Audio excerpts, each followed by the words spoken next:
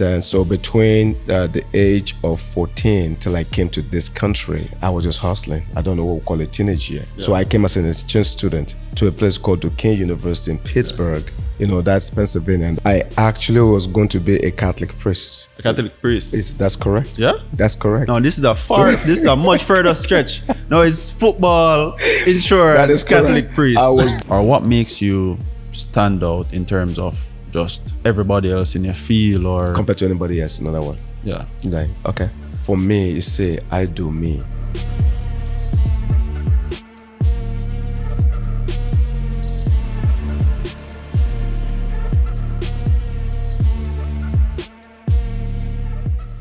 Welcome back to the Billionaire Podcast, the biggest podcast. We're talking to Kehinde today, right? Kehinde Thomas is going to actually introduce himself, tell you what he does. This guy is amazing. We met the other day and it's like we know each other for multiple years, you know? So, Kehinde. Yes. Can you tell the people who you are and what you do? Of course, of course. So, to the audience, let me just say welcome to our incredible, the Billionaire Podcast. The Billionaire Podcast. So, by profession, I'm actually a financial services specialist by profession. Yeah. You know, however, my background though, it's I come from the world of sports. Literally, like I tried for the Pittsburgh Steelers back in the day. That's football. Yeah. You know, broke my knee, and then from there went into the world of insurance, and just never looked back. You know, never looked back. Yeah. Yeah. The thing is, you just said you were into sports before, right? And then you went into insurance. That is correct. How did you move from sports to insurance? That's like a big, that's just a big gap, you know? I know. Actually, you know what? It gets actually more complicated. So I was born in a country called Nigeria, you know, and then from Nigeria, when I was young, my dad passed away when I was 7 years old. So mom has to raise 8 children, you know, like, I mean, it's big family. Yeah, big family. So unlike in United States, like you have 1 or 2 kids, right? Yeah. Where I come from, if you have 2 kids, they think you got a problem. So if I see anyone here with like 5, 6, or 7 kids, you know what I tell them? I say that's African style, because that's what I'm used to. Yeah. But that passed. I mean, so mom has to raise 8 children. And the problem was this. I watched my mom lost everything. 3 meals a day was a struggle, holding my shoe as a kid. I remember like yesterday. And then the breaking point happened when one day my mom, you know, was literally like crying because she was getting evicted. Yeah. So my brothers and sisters weren't around, but I was. So I saw that took place. I got up, I'm like, Mom, what's going on? It was the landlord trying to collect rent. She couldn't make rent. Man, I was 14 years old. Yeah. I look at my mom. Every time I tell this story, I get emotional. I really do. I look at my mom and I say, Mom, I promise you I'm going to build you a house. But I'm only 14 though. I don't even know where the words came from. It just came out of my tongue. And she gave me a look. It's not like here where, oh my God, that is so beautiful. Let me give you a hug. That's not my culture. So she just looked at me like a mother would look at a son without any kind of conversation. She just walked right past me, but she knew I meant it. And so my life changed. And then, so between the age of 14 till I came to this country, I was just hustling. I don't know what we call it, teenage year. Yeah. So I came as an exchange student to a place called Kehinde University in Pittsburgh. Yeah. You know, that's Pennsylvania, and that's how the sports and that kind of got started. And eventually, by the way, I got involved in insurance because football didn't work out for me. I got involved in life insurance, retirement, financial services, and I ended up building a house for my mom. Yeah. Yeah. Back in Nigeria. Back in Nigeria. That's 7 bedroom. 7 bedroom. That's amazing. So I got very, very happy about that. Yeah, that's amazing. Yeah. I think that's every person's dream, you know, to like, especially coming from the type of situation you're coming from. Yep. First thing is, how can I build my mom a house? Priority. Yeah. So when you were here, you know, for school as an exchange student, you know, like, how did you get the opportunity to how did you even think of, you know, doing that, you know, in terms of like going through the process as an exchange student, you know, just the idea of, well, like, why did you actually do it? Oh, you mean like coming to the States? Yeah, coming to all right, so let me ask you again. Okay. You being in Nigeria, Most people are like, let me go get a job in Nigeria. I got it. Do this. Let me go try to do things that are here, right? Okay. Versus thinking, let me go internationally. And, especially knowing the cost of going internationally, plane tickets, you don't know nobody in the US. Where and to stuff stay, like that, where to start, where to culture. stay. Yeah, the culture. I got it. Okay. So this is what happened to me. Yeah. Okay. I think I'm prepared to surprise you. I actually was going to be a Catholic priest. A Catholic priest. That's correct. Yeah? That's correct. No, this is this is a much further stretch. No, it's football, insurance, that is Catholic correct. priest. I was going to actually be a Catholic priest. So I was in the seminary. Yeah. And I was getting ready, so I came to the States initially, as an exchange student to a seminary. Yeah. So I belonged to this group called the Holy Ghost, the CSSP. So I go to Duquesne, in Pittsburgh. Then I went back home and I changed my mind and I came back again, to continue. But what happened was this, because I was in seminary, they do the exchange program. And so 2 people get picked typically every year. And so the 2 students all around, they picked them to go to the States. So they swap. And so it was my turn and, I was the guy picked. So I came here and I went to school and then went back and then came right back again. Yeah. I left the seminary. You left the seminary. Yeah. And then did you jump right into insurance right after that? No, that's when I came back and to continue my education. This time I came back now. I'm doing my master's now. Yeah. It's same university. Okay. I came back, doing my master's, and then the opportunity for football came up, at the time. And I wasn't a football, I was a soccer guy. Yeah. Not a football guy. I'm the guy that would play barefooted and, captain of my team. And that was me. Yeah. It's the African style. Barefooted. I mean, you play, you jump, you flip, you do everything. Then I come here, there's a football. I'm expecting to kick, let's go. I'm like, I'm going to teach these guys how to play football. I didn't realize it was different. It's like the old, that kind of confused me at first too, because Same thing, right? I was like, when you say football, like you're supposed to kick with your foot. That's correct. Right? No hand, right? But they're holding the ball in their hands, That is correct. That is correct. And then next thing as well, to the way that like they drive I don't know if they drive on the left side of the road in Africa. Is it the right or the left side? Which side of the road? The left? We drive on the right or the left here? We drive on the right here. Do you guys drive on the left or the right in Africa? No, the same. Same here? Same here. Oh yeah, in Jamaica it's kind of confusing for me because it's like at first we drive on the other side of the road and then now we're driving on the other side of the road. That is correct. So at first it's like your brain is like you have to rewire your brain, otherwise it's called a lot of accidents. That's what it's called. Yeah. So speaking on on the football, right? Yeah. Speaking on rewiring now. Yeah. So you're doing you're doing the religious stuff, right? Correct. So from there I came back and then football came up. Mm-hmm. So I go in to try. Actually, my roommate, Ricky, was actually playing. He was a football player. So he's playing football. This guy is brutal.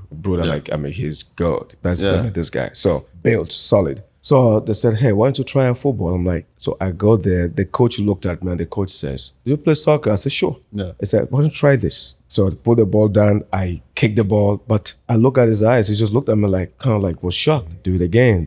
But I was expecting soccer ball though. But they gave me this other one, but it didn't matter to me. It was something to kick. I'm kicking. Let's go. Same ball. And then it says, have you ever played football before? I said, absolutely not. Would you like to play if you teach me? That was it. That's how it started. Yeah. And then from there, I got an open invitation to the Pittsburgh Steelers, to try out because one of the guys, back in the days, there's a guy called Curtis Martin. He used to be a running back for Jets, the New York Jets back then. So me and him talked, and then he was giving me some tips. So I go in, to try out. And literally, they were already asking me for my agent because they were going to give me a contract. Yeah. Very, very interesting. Yeah. They were going to give me a contract back in the days too. Yeah. And I said, no, I don't have an agent. I just want to play, you know? So, and then the day that the decision was going to be made, we're at the stadium. We got everything, the ESPN, we got NBC, CNBC, everybody was there. Yeah. Televisions. Okay, let's go. I'm on the field, I am punting the ball. Yeah. And they wanted me to do 10 times in a row. So they were measuring everything. Yeah. So in the world of football, there's something we call a hang time, and a yardage, So you kick the ball, you keep it up in the air. So you allow your team to run to the other end so they can stop the guys there, okay? So they want me to keep it at 4 seconds up, which by the way, it takes skills to keep it up for 4 seconds. Yeah. And then they named it to what we call it 40 yards. So you kick the ball for 40 yards, yardage. I was okay with that. Yeah. The hang time was more about 3.5, 3.6. So it was good. Yeah. The 7th punt, I went to punt the ball and I just knew, like you can tell, I don't know, you can feel it. I released the ball and I just knew right away I damaged something. You just knew. Like, I don't know how to explain it. I don't know. I can't explain it. You just knew. Yeah. I released that ball. I landed so hard. It's like, like you see stars during the day. When you see, that's bad. When it's bad, like you could see stars, and the sun is out there. Something's bad. So I'm down. They took me out, and that was the end of it. The following day, I was supposed to be meeting with the coach, the owner, and everything. Yeah. But that never took place. Then insurance was, the lady saw me, because I had a cast. Yeah. And she says to me, what happened? I explained the story, what happened. She said, why don't you get involved in insurance? I said, insurance? Absolutely not. Because I had no desire for insurance. Yeah. I didn't even know what insurance was. So she says to me, get involved in insurance because you were trying to build a house for your mom. She know my story. Yeah. And she says, the only place you're going to make millions of dollars. Insurance. It's insurance. When I heard millions, I'm like, hold on a second. Did you just say millions of dollars? Yes. All right, Google this.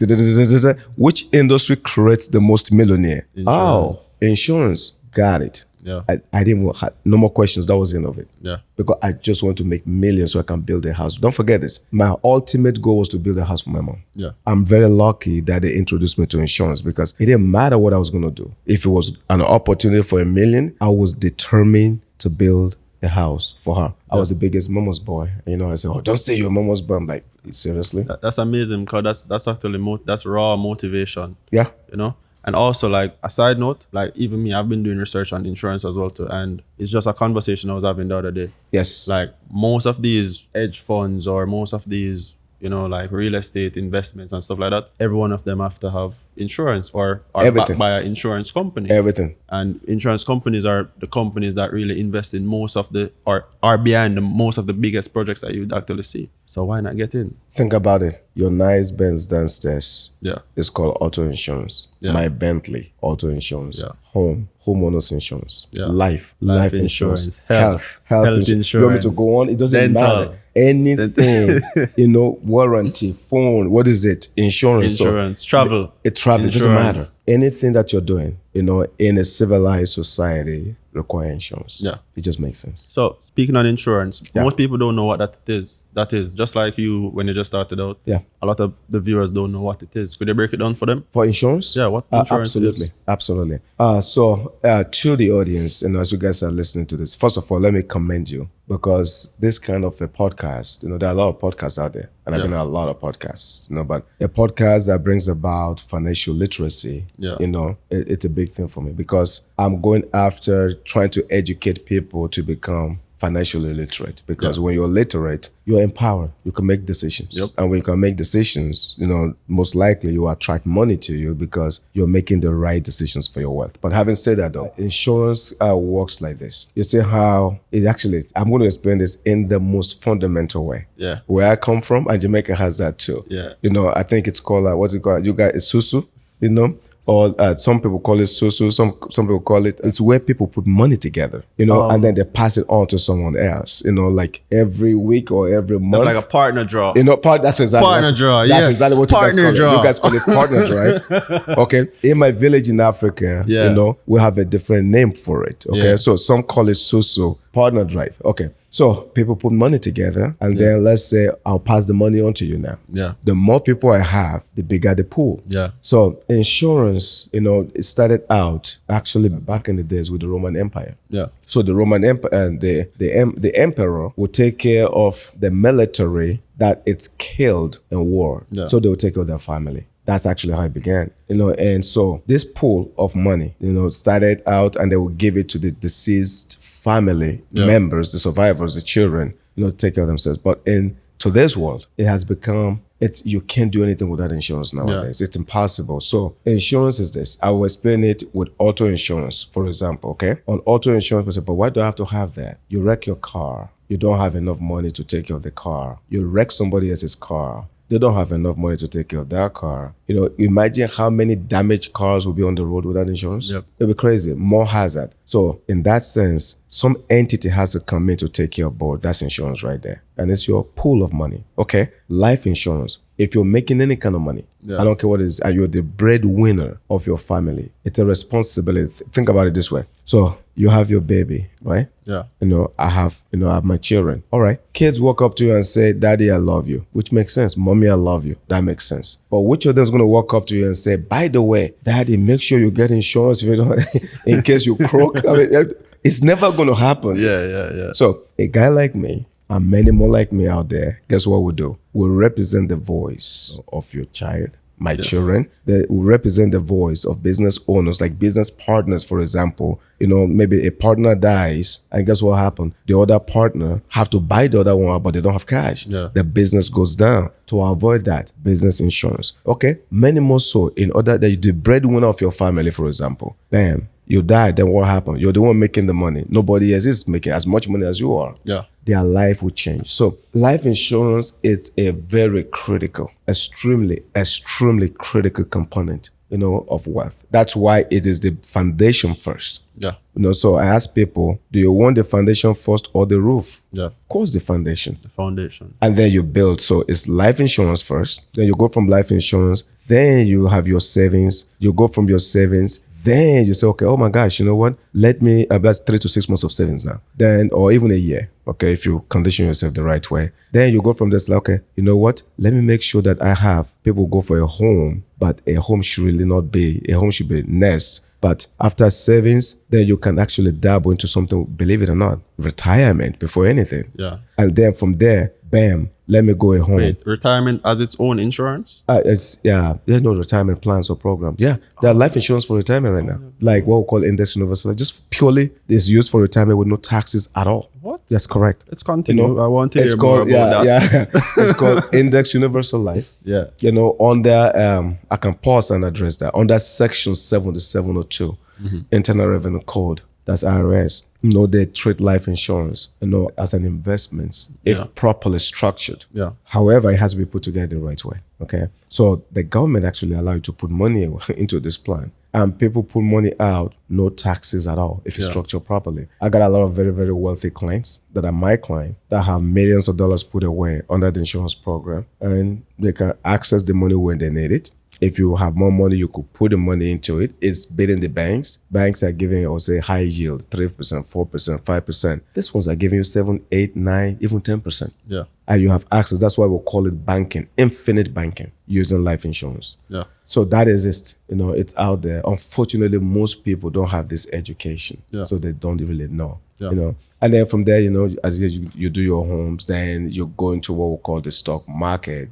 Stock market should be the last thing you go to. But most people do it the other way around. Yeah. Because quick money end up burning your life. So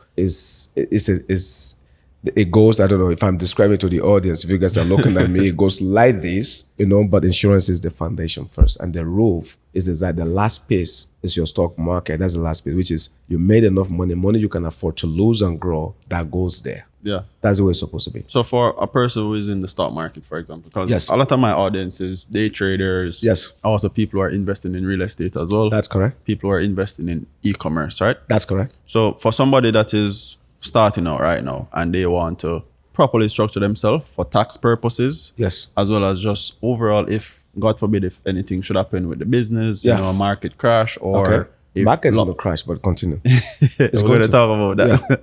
Loss of life, or at any point they just need some extra money. Or I realize also investors. Yes. Investors like to say that they have insurance or you have some type of collateral. That's correct. As a person starting out right now, going back and you have all the knowledge that you have right now. Yes. What would you do and how would you structure yourself so that you are able to take advantage of the full opportunities offered through insurance? Okay. By the way, it just so happened, this is what I do. Yeah. So this is my territory. This is what I do. Yeah. All right. Right now, first of all, the economy is about to come to a screeching halt. Yeah. This is not, I'm not Nostradamus. I don't predict the future, but numbers are very clear. They say men lie, women lie, but numbers don't lie. So the predictive analytics have told us this, that the market is coming to a halt. So just three points on that, just for the audience to be able to tap into this, reservoir of knowledge here, concerning the marketplace. Number one is this: we got right now $33 trillion in debt. Yeah,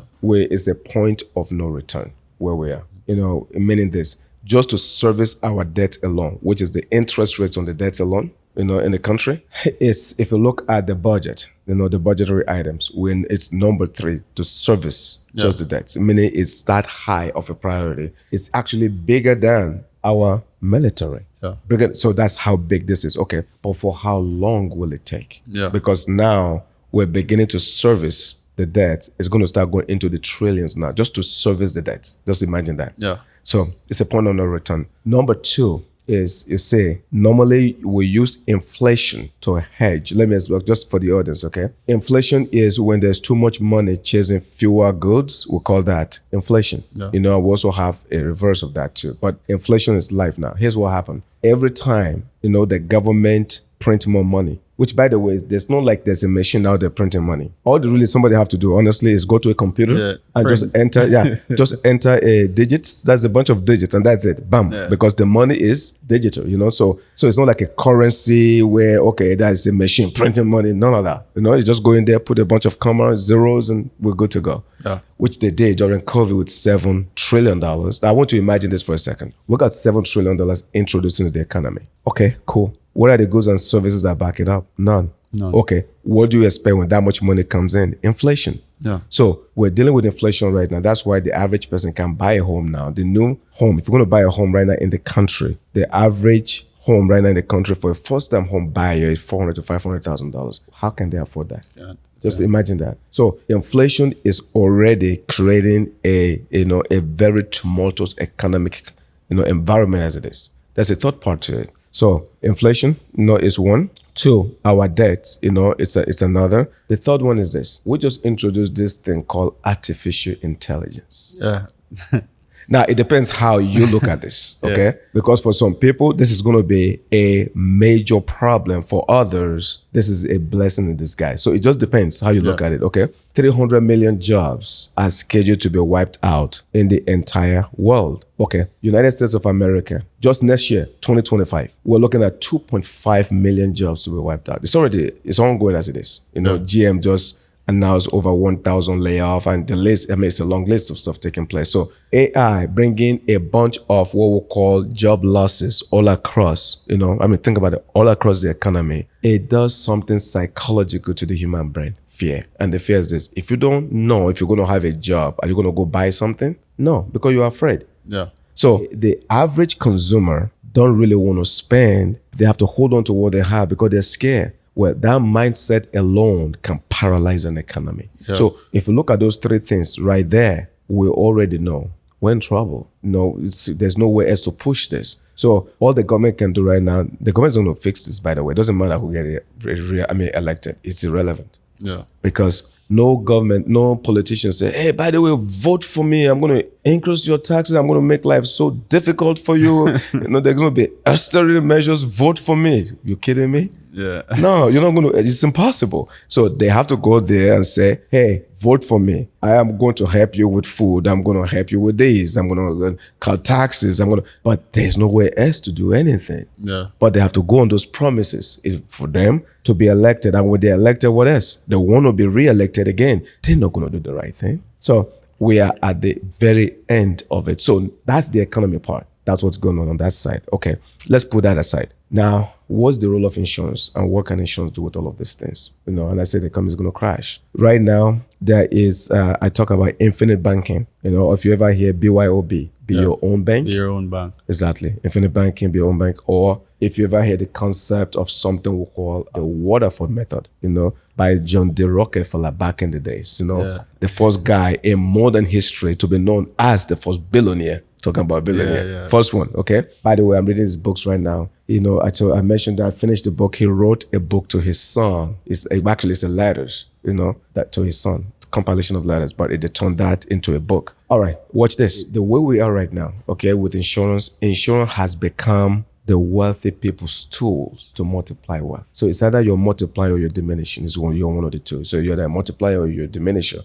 People are using insurance to multiply now. So instead of doing a 401k or doing all this other stuff people are doing on the job or stuff, people take money, they buy a life insurance policy, not your regular type. It's a different type, like your equity index universal life. They inject money into it. They're getting like 6, 7, 8, 9, 10%. They're getting what we call compound interest, and they have something called uninterrupted compound interest. This is crazy. Yeah. Audience, I cannot make this up. You have to go research this.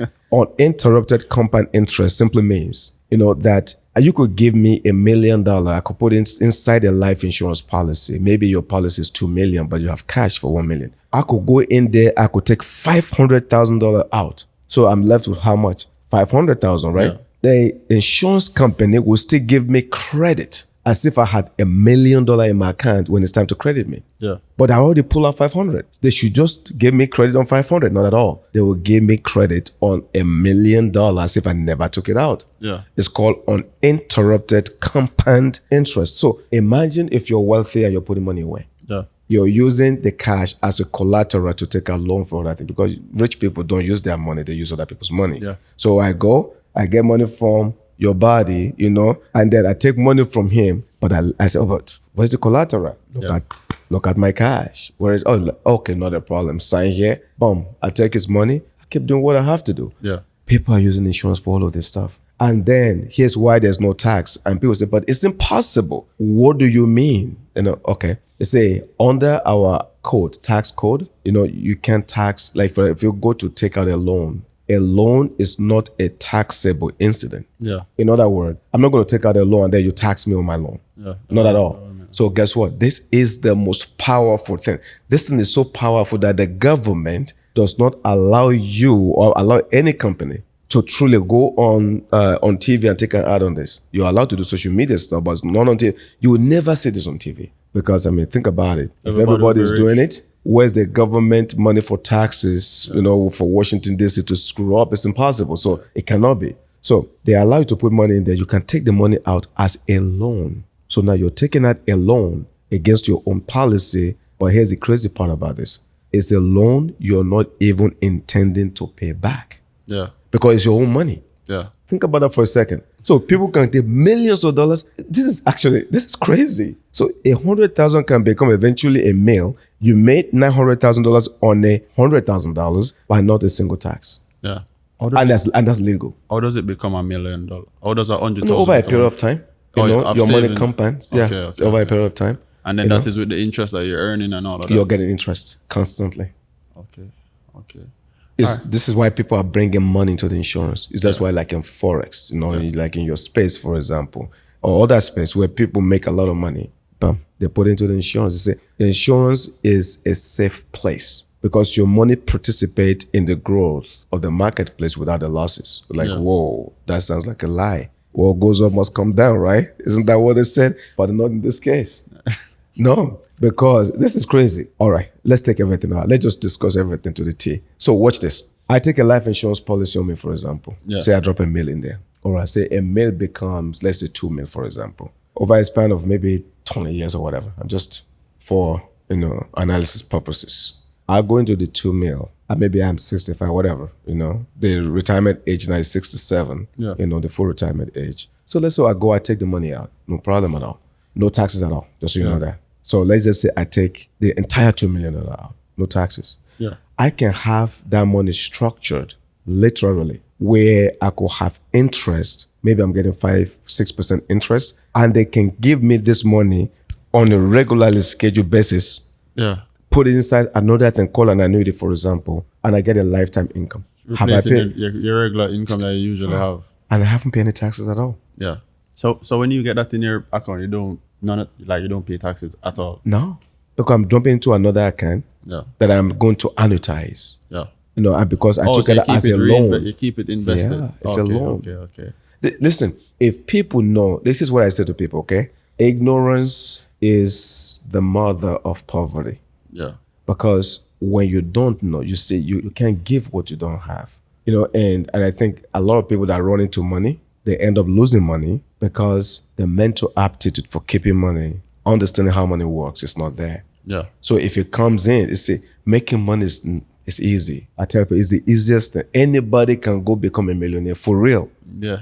Keeping it on the other hand, that's a different ball game, man.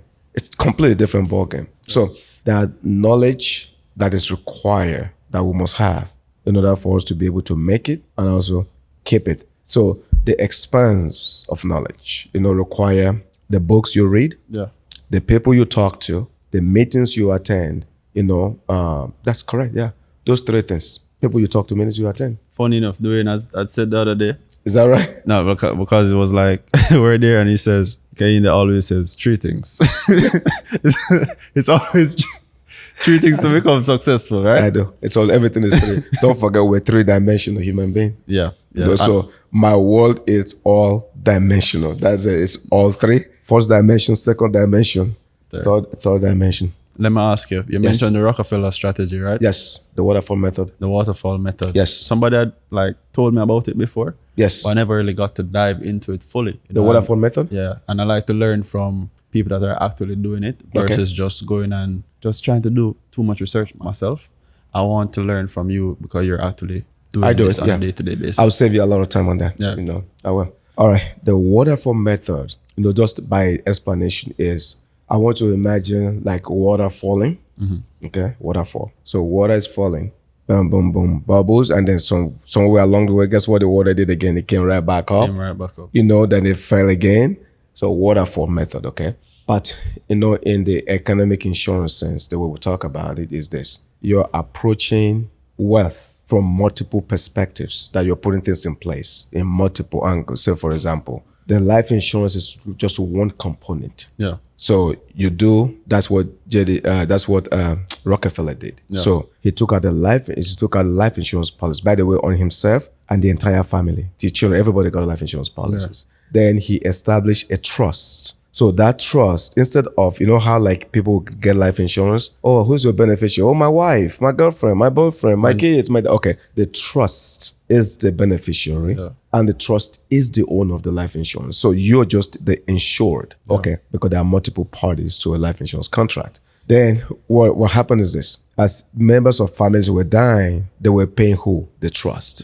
The trust is disseminating money to take care of the survivors, of the families. Yeah. So the husband, the kids, or whoever the survivors are, they're getting money. The trust is the one sending now. But the trust is getting so big because what happens is this. You need money, for example, you can borrow money from the trust. Yeah. Okay. And if you don't pay back when you die, guess what happened? Life insurance replenish the trust again, so money's coming in. Then they took the money, they went into railroad, standard oil, all kind of stuff. And so they were investing. So the trust just getting bigger and bigger and bigger. That's the Rockefeller, by the way. But let me tell you even something else they did that was crazy. So brilliant. The guy decided to also include, as part of the stipulations of the trust, to incentivize good behaviors of family members. Yeah. Because you see, you got the Vanderbilt on one side, you got the Rockefeller on the other. The Vanderbilt, after 2 or 3 generations, their money has disappeared completely. Yeah. I'm actually like some of the Vanderbilt's family dying poor, broke. These guys, the family is still unbelievable. Today as we speak, we're still talking about them today. Yeah. So what he did is this, let's just as an example. For any one of the Rockefellers that decided to go to college, maybe there was no DUI, you were never arrested, bam, they release a certain percentage of money to you. Yeah. And then, oh, by the way, if you're married, you have kids, bam, they release a certain percentage. So all of this stuff was incentivized, was done to make you be a net positive to society. Yeah. Be a good person. So his money was done in a way that is going to perpetuate for generations to come. That's how he designed that. Yeah. Vanderbilt, on the other hand, gave the money legacy. Okay, guys, and then what happened? 1 or 2 generations later, it's gone. Yeah. So part of being smart about money is not just establishing a legacy for yourself, but being able to have what we call a generational ambition. Yeah. Teaching the children how to be able to go to the next level. So the waterfall method, is the insurance is on one side right there. Then it has other components of having money. By the way, it's still, a stock market is still part of that equation also. So, that bonds, stocks, mutual funds, etc. on one side of it. Then real estate is another side of that equation also, And then you also have the banking on the other side of it. So that was a totality of, different investment strategies combined together, but consummated largely by insurance. Yeah. Almost like a I don't know how to do like an umbrella type that cover everything else was the insurance part. Because all I'm looking at it right now is that, yes, say for instance, they have like $1 million. No, the Rockefellers, it's not $1 million. Like those are big boys. Like 100, like 100 mil, right? That's correct. So say for example, a family member is insured.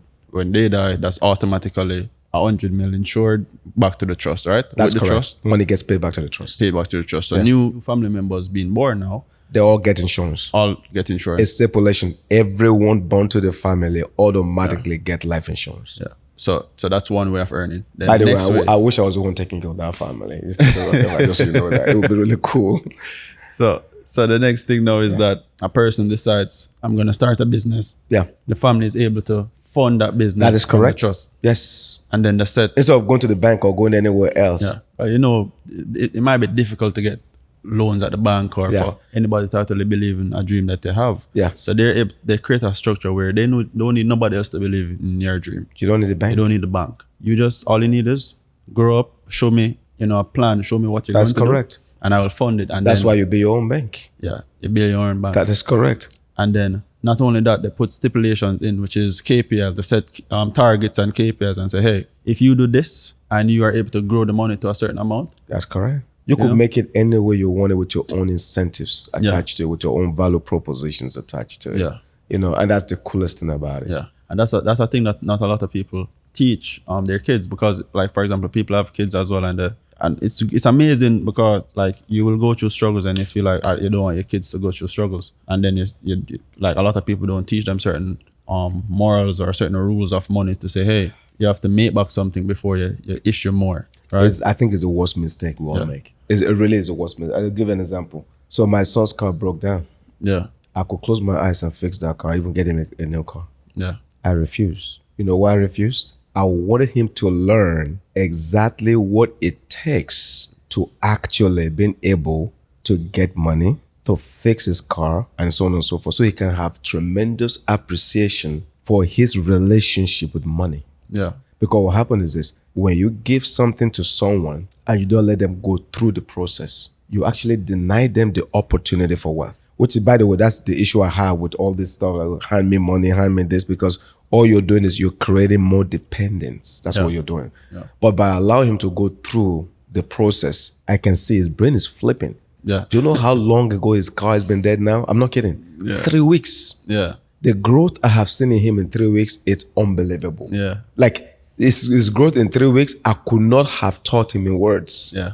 So for me, it's a blessing. It's a great inconvenience for him. Yeah. But it's a blessing for me in disguise. Yeah. So because of that, now he's made a lot of decisions in the last 3 weeks.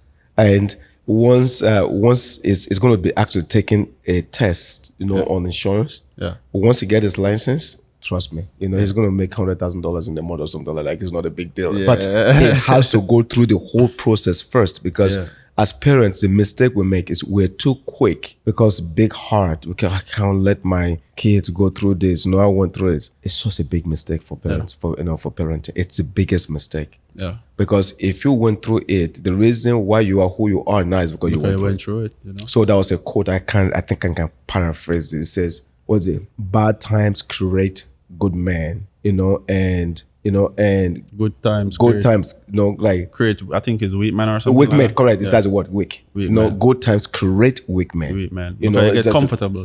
That's the whole idea. And even me, like I tell people every day, and this is just my mindset right now. Where success is war. Success is what? Is war. Oh, it's like a war. Going to war. Oh, this is a war. You can't every day. You get up, you have to go out, you have to fight, you have to make sure that, hey, it's a war. This thing works. It's a there's war. No savior, there's nobody to come and say, hey, I'm gonna give you this. You have to go out and take it, right? You have to take it.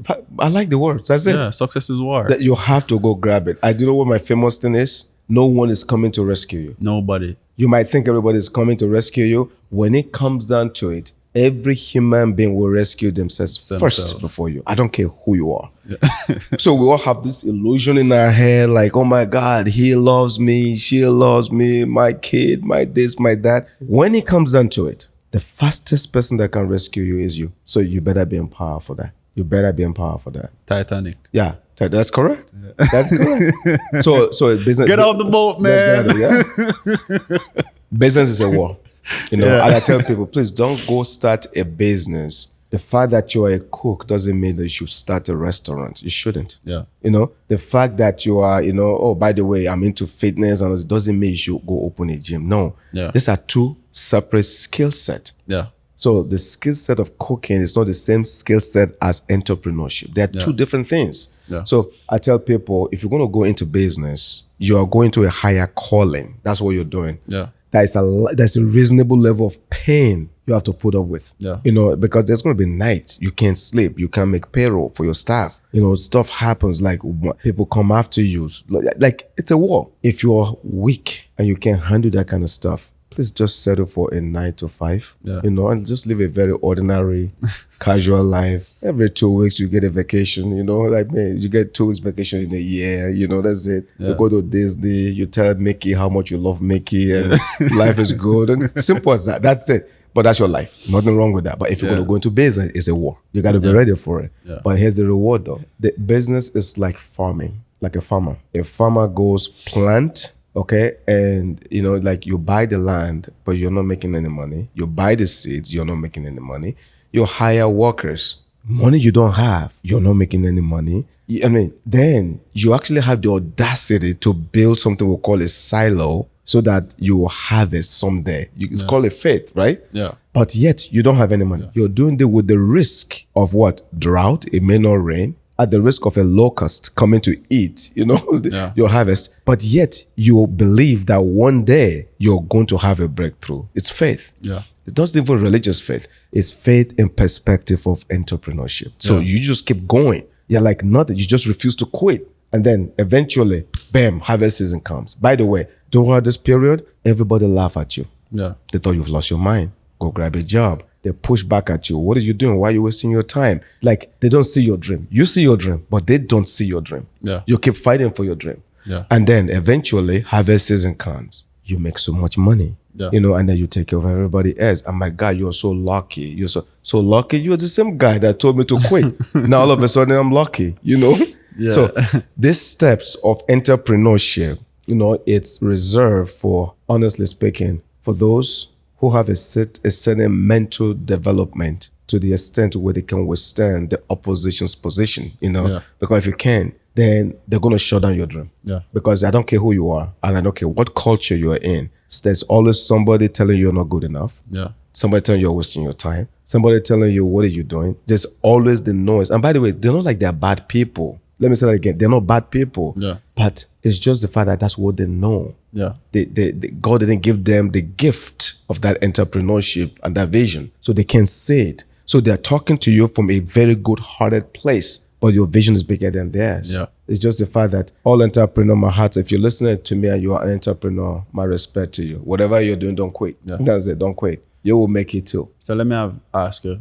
Yes. Have you ever reached a point on your journey where we know entrepreneurship can get so hard at times, right? Where, you have bills to pay, you probably don't have a car or you don't live nowhere, and, like things just get so hard. Yeah. Right? Or were you able to overcome that? And what was your mindset like before and after you overcame I've been that? through that multiple times.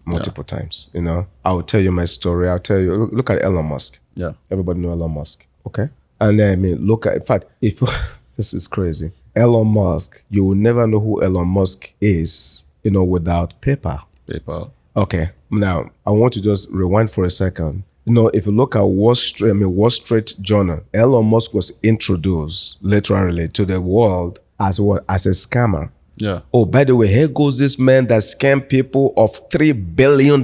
Yeah. Because he raised $3 billion.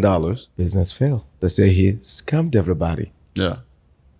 The man wasn't stopping still. He kept going. Okay, today everybody, my God, Elon Musk is so brilliant and everything. They go back and, oh my God, this guy is, they say it's an alien, it's not even normal and everything. When you were calling him a scammer, you thought he was a worse guy. You weren't calling him a genius, an alien or anything like that, okay? For me, that's how I see the journey of business. Like in my case, like I had a rough spot, very, very rough spot, where I lost everything. It was very painful experience. Yeah. I lost everything. Okay. So what do? Oh, go get a job. I refused to go get a job. Like, I was too stubborn to go get a job. They said, but it's not fair, you know. I mean, this to the point. Are you ready for this? Yeah. I slept in my car. No place to sleep. I could care less.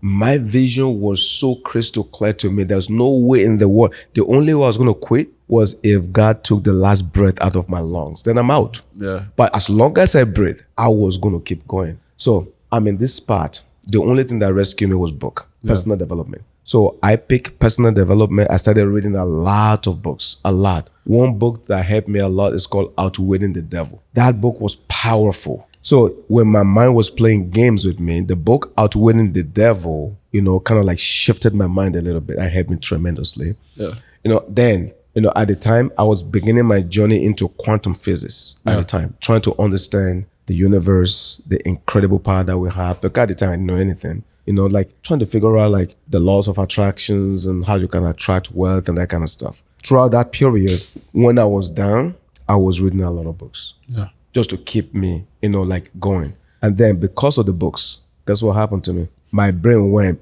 like almost like it just opened. Yeah.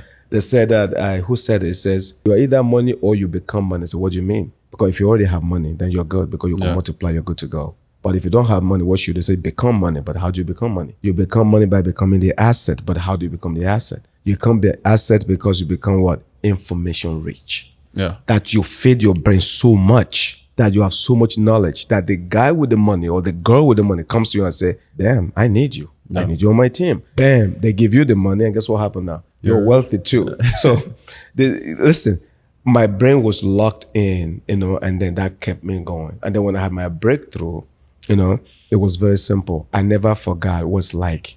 Yeah. Even till now, I wore a band for quite a long time. I don't have it on today. That reminded me constantly what's like. You know, there it says always, what is it? Always be happy. Yeah. Always be grateful. That's what it says. Always be happy. Always be grateful. Yeah. Because I know that gratitude is the highest level frequency. Yeah. Because when you're grateful for everything, automatically your frequency goes up. Yeah. And then you can tap into the reservoir of the frequency to multiply whatever you're looking for. Yeah. So I reminded myself to be grateful. Be happy, meaning I can't be around somebody with a bad energy. Yeah. I can't. If there's a negative around me, I gotta go. Yeah. Because if I took a dye and I put a dye, you know, in this bottled water, what will happen to it? Become black. It changes. Change color. To the dye. Yeah. Okay. That is negative energy. Yeah. So if I come ready to go, you know, and I'm going to go kill it and do big things, and somebody with the negative energy comes, they will mess me up. So because of that, I cannot coexist, you know, in a space. I cannot coexist in a space with someone with a negative energy. I will check them first. Yeah. You know, but if I realize that they can't move, because how you do one thing is how you do everything. So if you can't move, I have to go. That means I got to leave. So I made sure I surrounded myself with people who were always moving somewhere, always going places. Their thought process was always good. God tell you, please cast me a vision. Who are you? Yeah. This is my favorite questions. I want to know 5 years from now, 10 years from now, do you have a vision for yourself? Because a man without a vision, a woman without a vision, you just exist. Yeah. You're like a carpet. Everybody walks over you. Yeah. You are a reactor, not an initiator. Yeah. So every time something happens to you in life, oh my God, you know, you're living a subpar existence. So for me, it's important that you are able to actually know your purpose. What the hell? Why did God bring you out to the planet? Why? Why are you here? So how does somebody find their purpose? Like somebody's like out there, a lot of the viewers are there right now, and they might not, they know they want to become rich, but they don't know their purpose, or they don't know how they're going to do it. They don't know which path to take. There's so many different paths. There are people telling them, hey, you cannot do this, you cannot do that. Do this, do that. Okay. Right? All those one find their purpose and find the right thing to do, as well as align themselves spiritually and just, you know, with a lot of, you know, positive attractions to attract themselves to that higher purpose. Do you realize this is a tough question? Yeah. And that's why I asked you. Yeah. That's a tough question. Was who said this? Martin Luther King says, you know, that most people are dead at the age of 21, 18 to 21, but we don't bury them to their 70s. Why? Because they stopped dreaming. Yeah. They have no dreams anymore. Okay. Purpose, to be able to have a purpose, like to understand your purpose in life. A lot of people go through life's journey and they never establish or never know their purpose. That's why they say the graveyard is what is the richest place on earth, because there's so many people with ideas, innovation, and creativity that never executed. So what happened? It died with them, and the spirit that was given to them. They say, do I really have to die with you right now? Seriously? God gave me to you to do something, and then you'd never, because you were afraid, you were timid, you are afraid of people judging you. Never. So I have to die with you right now. It's a sad existence for that. That's why it's very important to seek clarity and purpose. Having said that, though, let's put that aside. Let's go into the purpose side. There are three. You know how you say three? Three. Always three. Three. Three dimensions. Three. Number one, you actually have to go back and think in your life, what exactly did you do that it was effortless?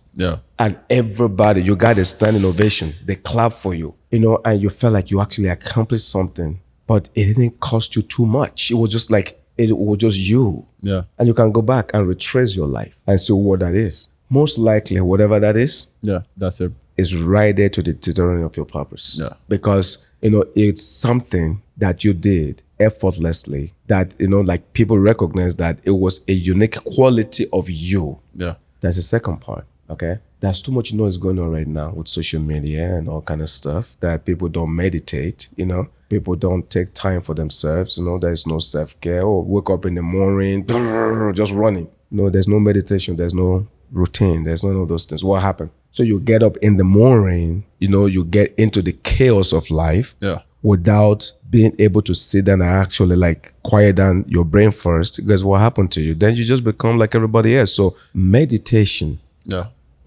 is a powerful tool in discovery. So when you get up in the morning, even if it's 20 minutes, 30 minutes, eventually it's 20, eventually it's going to become an hour, because the more wealthier you get, guess what happens? Your meditative states gets longer. So initially, maybe for like 5 minutes, and then you're bored. I gotta get up. Oh, it's my time. I gotta go. It's okay. The money hasn't cracked yet. But when you meditate, what happens is this. Meditation, not even in a religious sense, but it could be in a religious sense. That is what we call therapeutic prayer, for example. The reason why prayer works is because when you pray, what happens? You're connected to the source, to God. So you ignore all the noise. Because you're so concentrated and so connected, and there's no other energy but that one energy. So it works. Okay, therapeutically, or meditatively, you can go into that state of mind and accomplish the same thing the prayer will accomplish. But it's only through meditation you can discover this.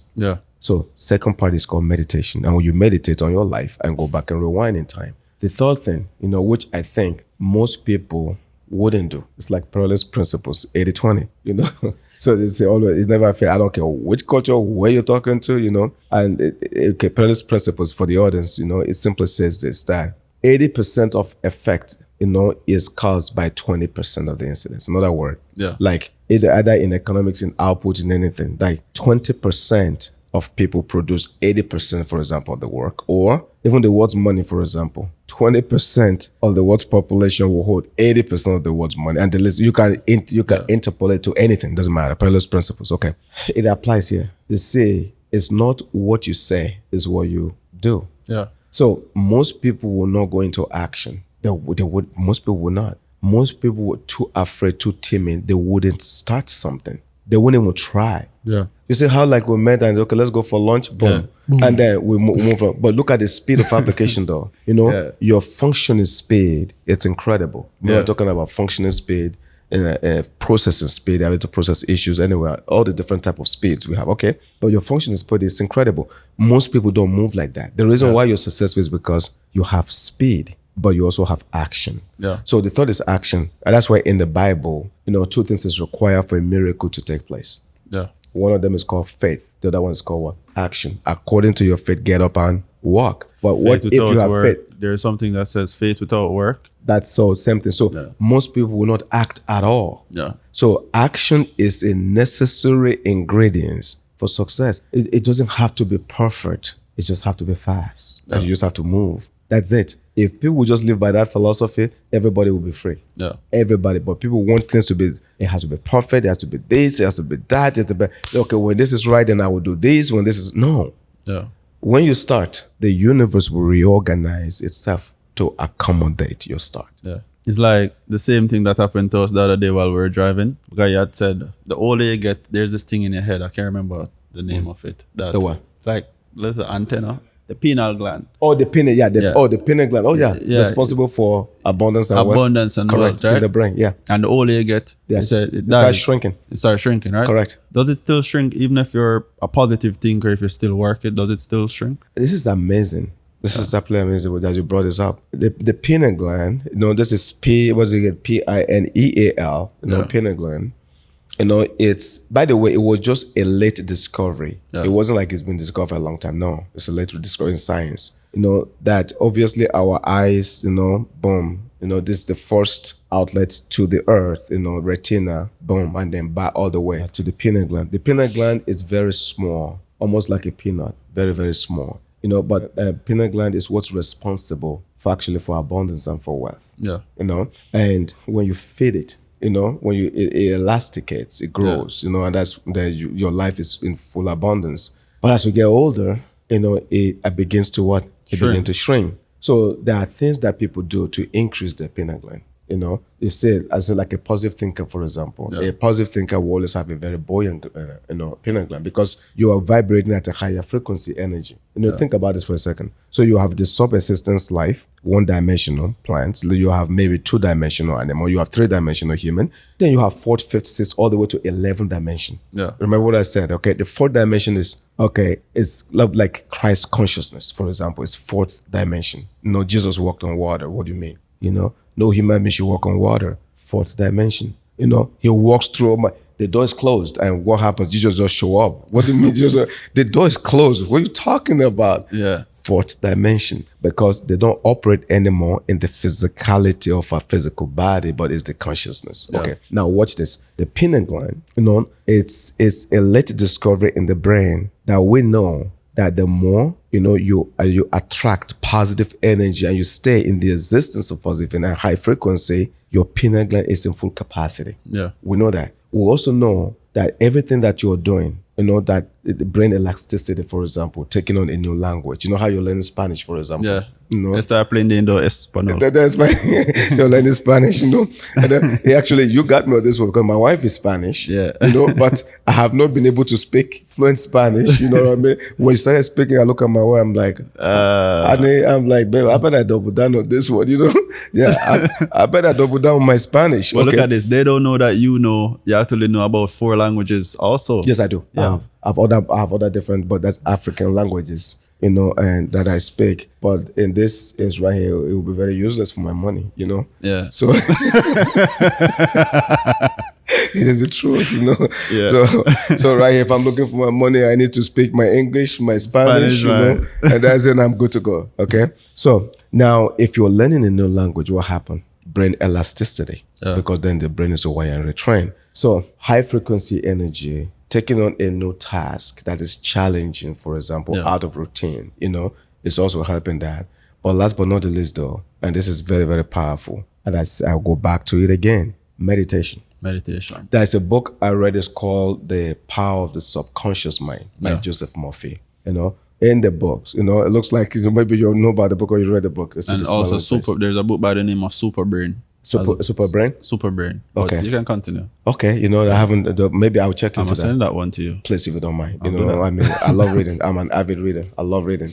So, in the book, The Power of the Subconscious Mind, it talks about how, so you have your left brain and you have your right brain. Okay, cool. So your right brain, it's very much like it's a subconscious state, like a narrative state of mind. Your left brain is what? Your logic, so your consciousness, logic and everything. Okay. Your subconscious mind does not, literally, does not it just takes command. Yeah. It just takes command. It doesn't know right or wrong. It just takes command. So whatever your conscious commands, your subconscious, that's what it does. Yeah. However, though, here's the interesting part. And this is where affirmation, your monologue, self-talk, all kind of stuff, you do. This is why before you go to bed at night or when you wake up in the morning, when you're still in the subconscious state of mind, that you feed your mind with all the good quality things. And that's why affirmations, for example, you say to yourself,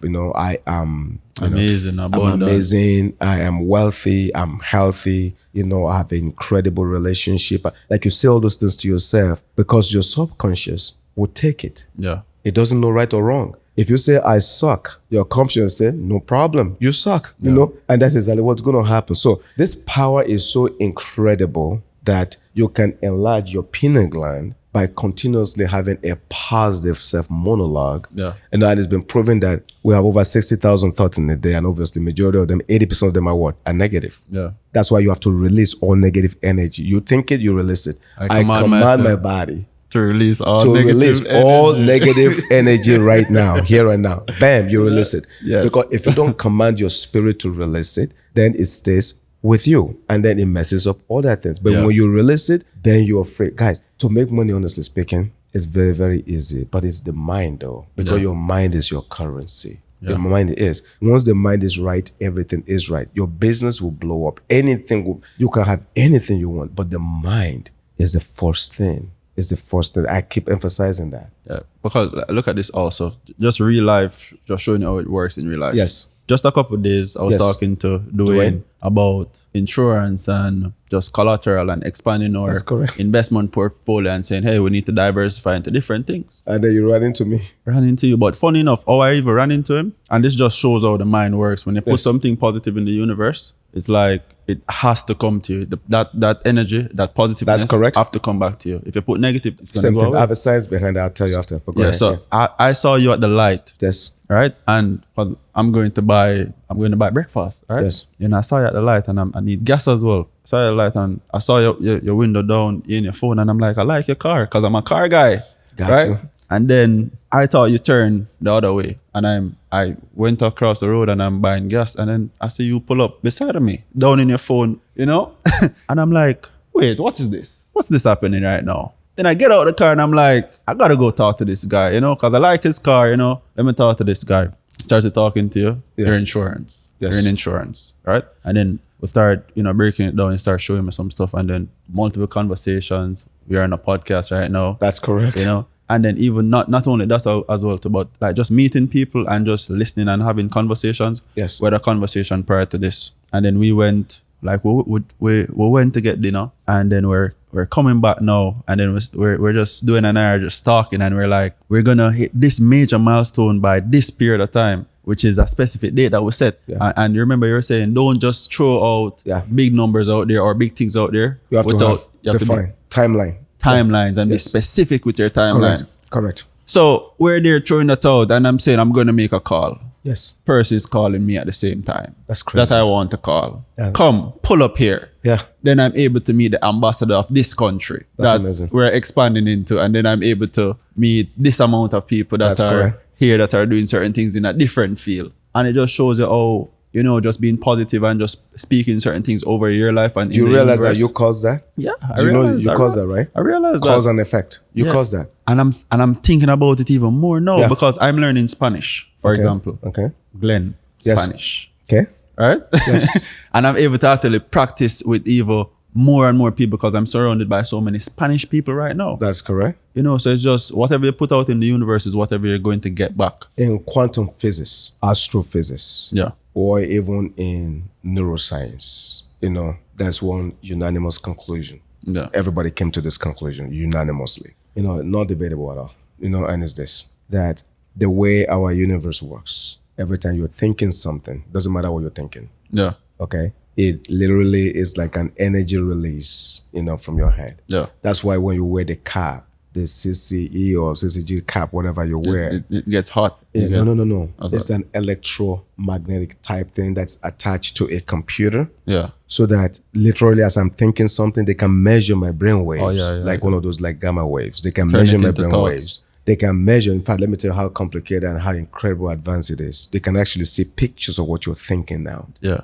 Not just do it, they can see pictures of what you're thinking. So what happens is this, your brain, you know, is releasing into the universe. It's going into the universe. Yeah. When you're thinking and things are getting released into the universe, okay, it doesn't just go like nowhere. It's looking for a similar corresponding item. Yeah. So that's why they say like attracts like, okay? And so when it goes, it connects to that, you know, and then that is why they know in quantum physics, we have something we call quantum entanglement. Yeah. You know, that means I could be on one end and that could affect another particle at the other end of the world. For example, you pray for someone and the person get healed. Why? But you're here. The person is abroad. Why? Because distance is no longer an object. In fact, they actually, science are defining, because what we call the speed of light is what we relate everything to. But quantum entanglement now is breaking the concept of the speed of light at the speed in which it happens. Here's the point I'm trying to make. Okay. The point is this: anything you're thinking, especially when it becomes a repeated thought, not just one time. Yeah. If it become a repeated thought over and over, automatically it's going to manifest. It doesn't matter what that is, good, bad, indifferent, it's irrelevant. It's going to, because like attracts like. Now, let me tell you how powerful this becomes. Your thoughts automatically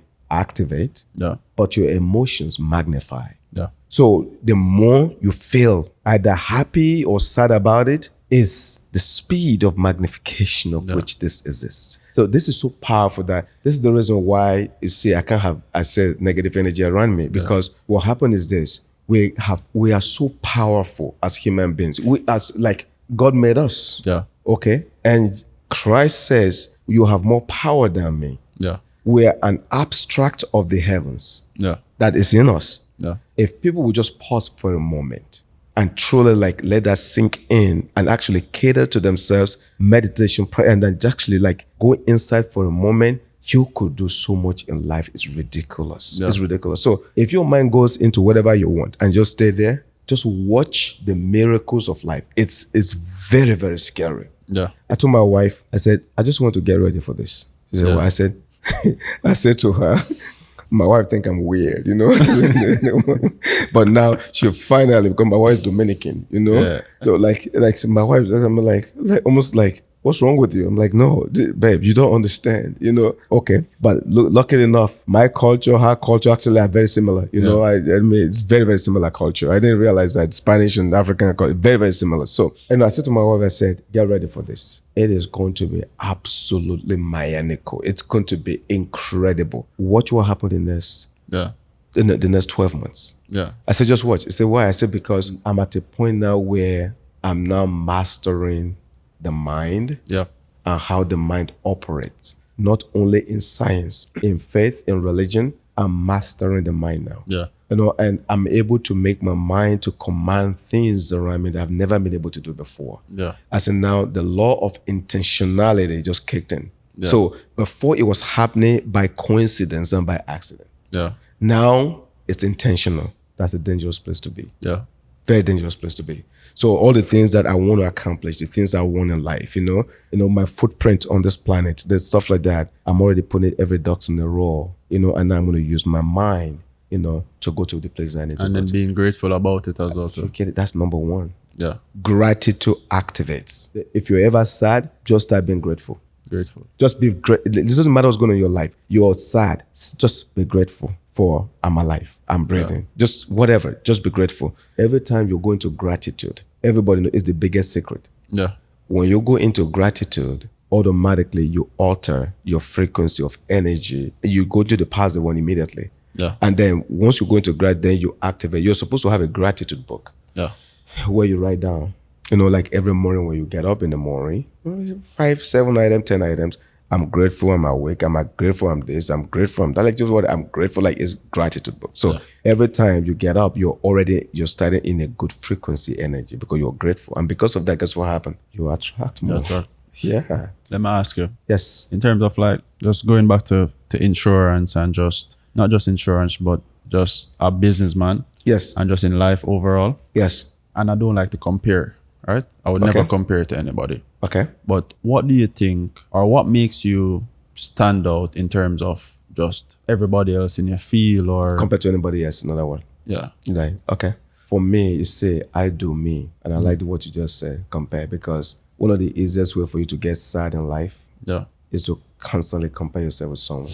Because when you do, you're never. Then that chapter 13, you're in that chapter 1. You don't know how to get to that chapter 13. You're comparing your chapter 1 to that 13. That's a formula for misery. Yeah. That's done. So what I do instead is my yesterday compared to my today has to be better. Yeah. No, like every day, there has to be a progress that I'm making. 1% better every day. Exactly, every day. But here's why I stand out though. Yeah. First of all, I think it's very rare to find someone that's going to be a Catholic priest that is going to play football and also sell insurance. That thing's going to be rare. In my entire 20-something years in the business, I've never met a single person like my combination. That's number one. Yeah. Okay. But jokes aside, on a serious note, not to pat myself on the back, but I would say this, that I am very in tune with the subject matter of insurance. Yeah. I taught, with American College, the subject of insurance for 7 years as adjunct professor, moderating. I also, I have, it's called UTCF. I'm a fellow, I'm also a financial services specialist. I have all the formal education in that space, in this, which is incredible by itself, but also my experience, in the business. But let me tell you why people like me, why I'm different. I am different because anyone that stands in front of me that I'm taking care of, I assume that their money is my money. Yeah. My value is I will treat this money the way I will treat mine. And I treat my money right. Yeah. So it didn't matter who is sitting in front of me. I walk away from multiple $1 million deals just because I don't like the energy. Yeah. Let me say that again.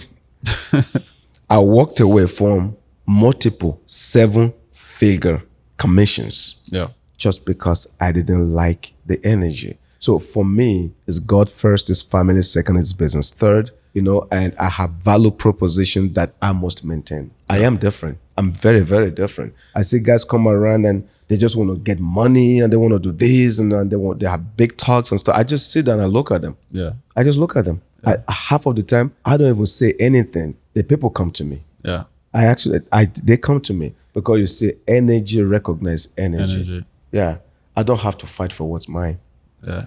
Money, respect money. I always say that. Money, respect money. Energy, respect energy. That's 100%. Positive. I am different. Yeah. I tell you, I'm very different. In fact, I will keep saying it. I'm serious. I'm very different. I am different. Yeah. So let me ask you, which part of the insurance business do you heavily focus on most? And how can people actually get involved in that so that they can actually reach a level that like you're on like a similar level or even life better? Insurance. I'll tell you why life insurance. Yeah. Life insurance is the most underrated, least appreciated opportunity for wealth. Yeah. By the way, it took me a minute, Let me tell you why. Yeah, it took me a minute. Because when you hear life insurance, what comes to your mind? Death. Yeah, death. I mean, could you imagine, I invite everybody, they come to the house, we're at the pool, barbecue, and I say, oh, by the way, Yeah, we're gonna talk about Dwayne, yes, how you doing, Dwayne? I'm doing great, Yeah. Hey, how you doing, Sheriff? I'm doing great. Like, well, let's talk about death today. Who's going to, seriously? Nobody. What, should you take your family? I'm out of here. What the hell's wrong with this guy? So, a life insurance reminds you of your mortality. Yeah. That one day you're going to die. So as human beings, guess what we do? We enjoy coping mechanisms. So one of the coping mechanisms is called denial. So if we deny, even though we know it's inevitable, if we deny that, we're able to cope. That's natural. So a guy like me, I understand the psychology behind that. So in the world of insurance and life insurance space, we know for a fact, nobody's going to be here forever. Yeah. Fact. Okay. We also know that if you are making money and there's somebody that is partly or wholly dependent upon your money, you should think about them in the event you die. Yeah. That's, again, for most mentally well-adjusted people, meaning not crazy. You should do that, okay? Yeah. All right. Third, we also know, that no matter what happened, you're supposed to leave a legacy behind. If you have a family, if you care for someone, or even just be a net positive to society, you should. Okay, boom. Everything I just mentioned right now is insurance. Yeah. Everything I just mentioned. So the reason why life insurance today, believe it or not, life insurance today is actually a very sexy profession compared to what it used to be. Yeah. Because back in the days, if it's a life insurance, everybody's like, oh my God. You're scared. It's old people. Funny enough. Yes. Sometimes people think that you're trying to harm them because you're mentioning life insurance to them. Oh, get a policy for me. No, that's a culture though. No. So that's gonna whack you. No. That's in the culture. That's by the way, that's in the that's in the culture though. You know, like very. I won't use the word primitive because that would be denegatory in nature. But I don't know the appropriate word to use for that. But there are cultures where, like in my culture where I come from, if you say insurance, like, well, you're going to kill me? Yeah. Why? Or, like, even my Hispanic folks, same thing. It's like, what? I'm in the market space. I'm just like, you want to get insurance? So if I die, so that what? So he can go get another woman? It's like, no, like, and then Caribbean, the same thing. It's like, what you want me to get insurance? So what? If I die, what happened to her? What? Yeah. She get him. So what? She can go marry another man? Like, it's not their fault, though, just so you know that. It's not their fault because they were never exposed, taught, nor given the knowledge, about how life insurance really works. So, so in their mind, that's what they think. Don't forget the value proposition. But so what I try, a guy like me, what I try to do is to see through all of this stuff to try to explain to people. Let's deal with some basic facts of life first. Yeah. So once you understand fact 1, fact 2, fact 3, then what's your decision, what you want to do? So life insurance, believe it or not, the way it's growing right now with the different, diversifications of insurance between your own bank, infinite banking, and so on and so forth. Like, using life insurance for love, life insurance retirement plan, water format. Like, life insurance actually is very sexy now. The rich people are all going into life insurance right now. The banks own more life insurance than anybody else. Yeah. I mean, banks, I think, is it Bank of America? I think Bank of America owns the most life insurance. No, is it? Yeah, it's not Chase, it's Bank of America. Own the most life insurance. Why would a bank go buy life insurance? Think about that. Yeah. So life insurance is where everybody's going. So the people in the space of stock market, when they make the money, guess what they do? Life insurance. But they put it into the IUL one I just mentioned to you about, that most people don't know. Most people just know whole life. Yeah. And whole life is just regular one, you die, okay, boom, or term policy, you die, boom.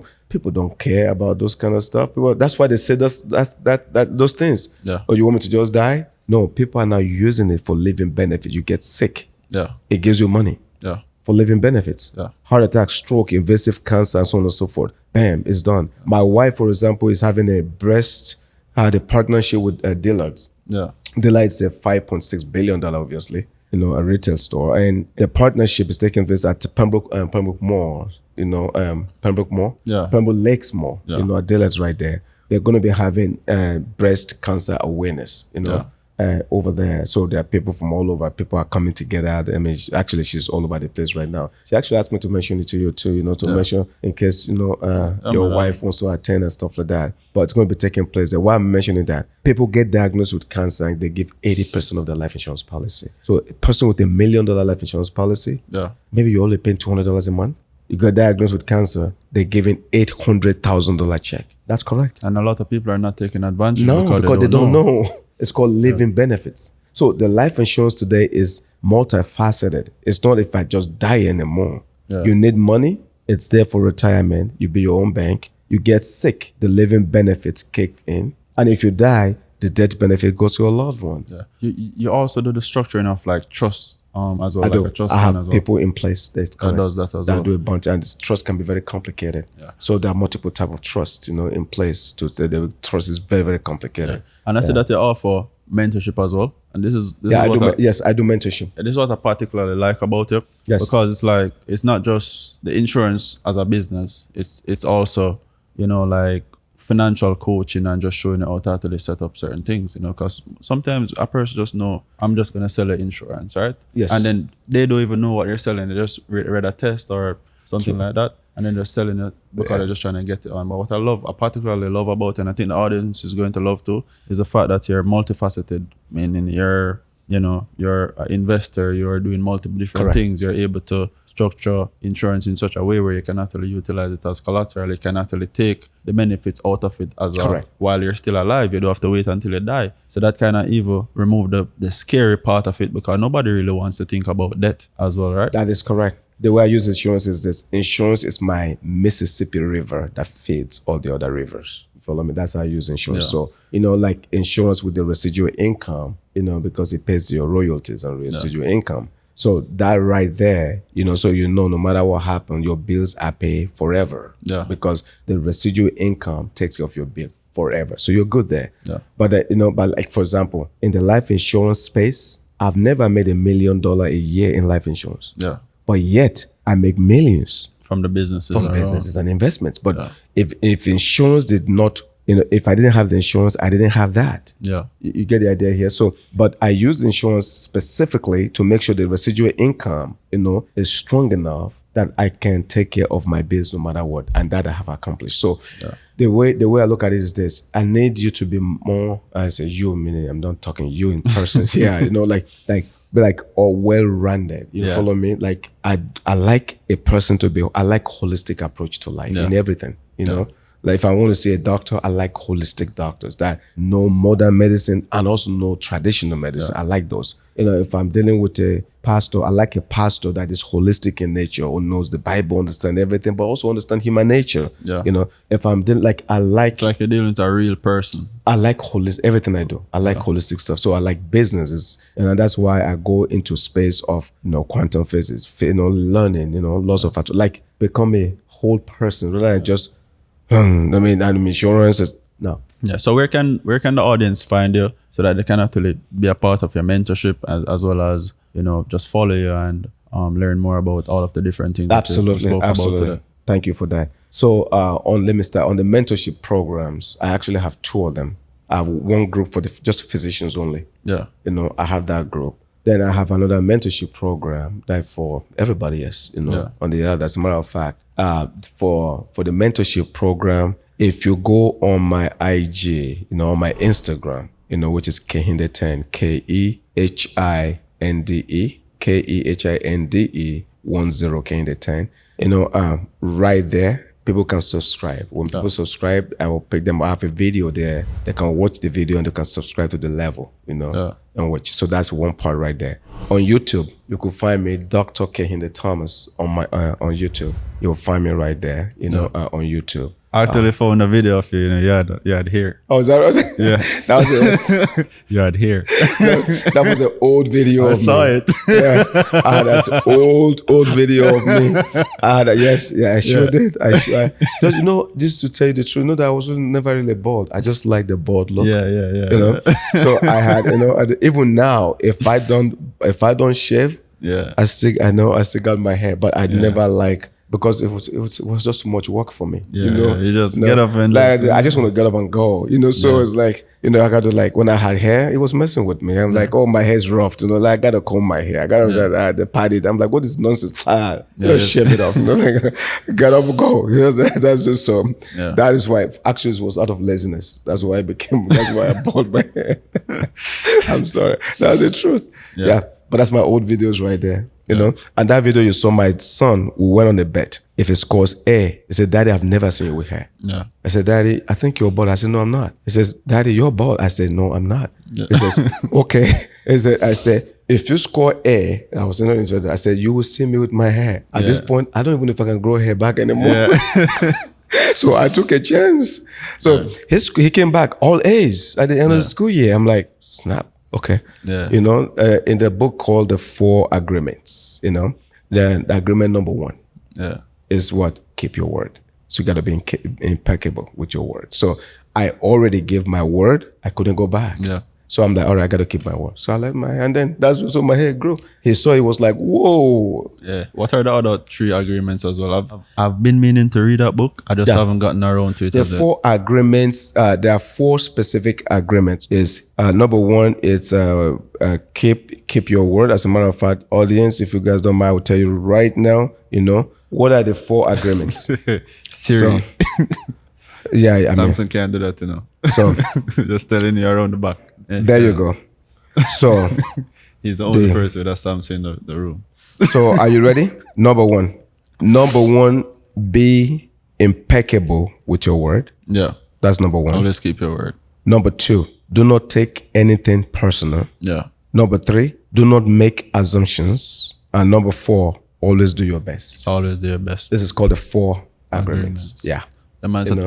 So thank you for being a part of the podcast. I really appreciate that. It's amazing. Absolutely. Absolutely. We learn a lot. The thing is, like with you, yes, there's just so much things in my head, and there's just so much things I can actually learn from you. And the questions are just coming, and this would take like a day or a week, So I'm really appreciative of the fact that you took the time out to actually sit down with me and just even the last couple of days and stuff like that, just talking and just learning, because I've learned a lot, and it has even helped me to further recondition my mind to where it needs to be. That's awesome, man. And to get me where I want to get to. And I'm actually seeing the changes as well in terms of like just things happening on a day-to-day basis, and just things coming to me, you know, and at a whole different level of abundance, you know. So I want to let you know that I really, really value that from you, and just thank you for being a part of the pod. And the audience is going to, trust me, they're going to reach out to you guys. Whenever you reach out to him, let him know that Pajama Billionaire sent you, right? And you watch the podcast. This is, you know, this is the value, this is the benefit that you actually receive from it, as well as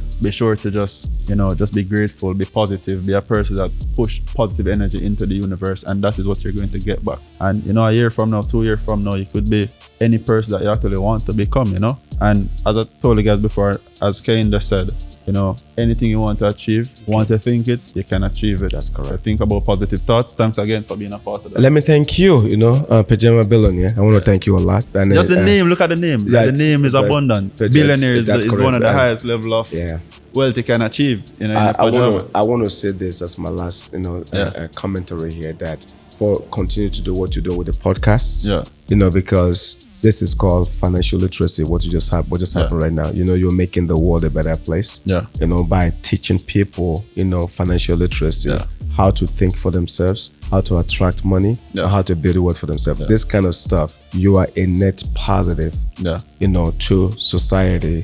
And for everybody listening, you know, to Pajama Billionaire, podcast like this makes our world a better place. Yeah. So thank you for the invitation. And this is why I actually started it. You know, I started it because I remember when I was coming up and I had nobody for guidance or, you know, just to bounce ideas off or just to teach me, hey, how do I become successful? You know, just asking that question, hey, how do I become successful? That's the question. Nobody to teach me that, right? So I made it a point of duty that, and before I even got to the level that I'm at, I told myself that when I get to that level, you know, or any level of abundance, I'm going to pass it back. God bless you. You know, pass it on to people, give back, you know. So this is why I started the podcast, so that I could, you know, just share the connections that I have, even if a person is not able to be here physically. They're able to actually just watch, take notes, and then just go and do something with their life. You'll be blessed. You know?